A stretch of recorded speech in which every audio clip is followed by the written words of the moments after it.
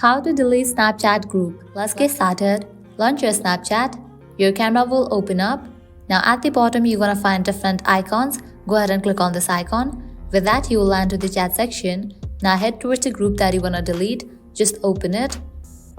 Now at the top you'll find the group name. Go ahead and click on it. Now click on these three dots given at the top right corner. With that, different options will appear, but you won't find the option to delete the Snapchat group. At the moment, there is no such option within Snapchat to delete the group, but what you can do is leave the group. So you can click on this option of leave group. Click on leave. With that, you have left the group. Now you won't get any notification from that group. So right now, this is the way to get rid of any of the Snapchat group. But if in the future Snapchat comes up with the feature of deleting group chat, I'm gonna definitely update you guys.